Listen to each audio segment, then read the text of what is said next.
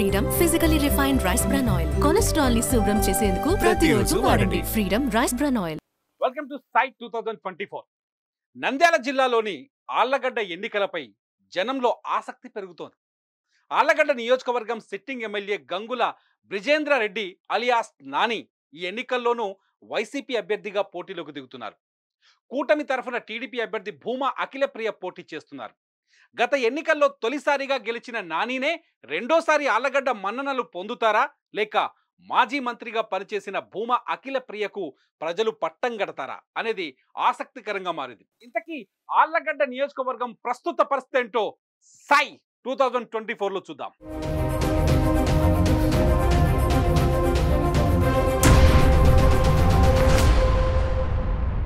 ఆళ్లగడ్డ నియోజకవర్గంలో ఇప్పటి వరకు అందుతున్న సమాచారం ప్రకారం మొత్తం ఓటర్లు 2,30,734 మంది ఉన్నారు.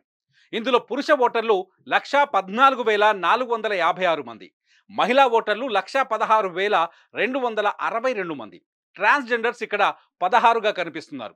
పురుష ఓటర్ల కంటే మహిళా ఓటర్ల సంఖ్య ఎక్కువ. ఇక్కడ ఆళ్లగడ్డలో భూమా నాగిరెడ్డి, భూమా శోభా నాగిరెడ్డి దంపతులు చెరగని ముద్ర వేశారు. ఆళ్లగడ్డ నంద్యాలలో ప్రజాప్రతినిధులుగా ఎవరు పేరు తెచ్చుకొని ప్రజల గుండెల్లో నిలిచారు. వీరి వారసురాలిగా వచ్చిన భూమా అఖిలప్రియ 2014 ఎన్నికల్లో వైసీపీ తరపున పోటీ చేసి గెలిచారు.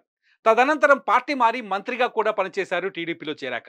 ఓసారి 2019లో ఏం జరిగిందో చూద్దాం. వైసీపీ తరఫున బరిలోకి దిగిన గంగుల నాని అఖండ మెజార్టీ సాధించారు.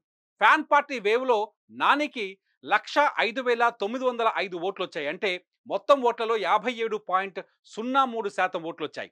టీడీపీ తరఫున పోటీ చేసిన భూమా అఖిలప్రియకు 70,292 ఓట్లతో ఆమె రెండో స్థానంలో నిలిచారు. ఆమెకు 37.85% ఓట్లు వచ్చాయి. 35,613 ఓట్ల మెజార్టీతో గంగుల నాని విజయ శంఖారావం పూరించారు. వచ్చే ఎన్నికల్లోనూ అదే విజయయాత్ర కొనసాగిస్తాననే ధీమాతో ఉన్నారు. అయితే ఈసారి ఎలాగైనా గెలవాలనే ధీమాతో అఖిలప్రియ పట్టు మీద ఉన్నారు. ఇంతకీ 2024లో ఇక్కడ ఏం జరగబోతోంది? మే 13వ తేదీన జరిగే ఎన్నికల్లో ఆళ్లగడ్డ నుంచి sitting MLA Gangula Nani YCP నుంచి రంగంలోకి దిగుతున్నారు.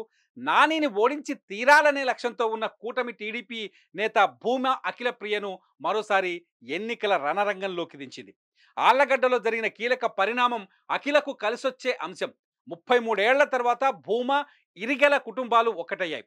నంద్యాల పార్లమెంట్ టీడీపీ ఎంపీ అభ్యర్థి బైరెడ్డి శబరి తండ్రి బైరెడ్డి రాజశేఖర్ రెడ్డి చొరవతో ఈ రెండు ఫ్యామిలీలు ఏకమయ్యాయి. దీంతో ఇరిగెల కుటుంబం అండతో అఖిలప్రియ గెలుపు సులభమవుతుందని ఎనలిస్టులు అంటున్నారు.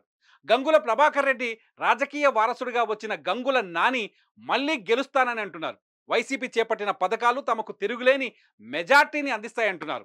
చూద్దాం ఈసారి విజయం ఎవరిని వరిస్తుందో మరి. సై 2024లో మరో నియోజకవర్గంతో మళ్ళీ కలుద్దాం. సుమన్ టీవీలో మీ పర్సనల్ అండ్ బిజినెస్ ప్రమోషన్స్ కోసం కింది నెంబర్కి కాంటాక్ట్ చేయండి.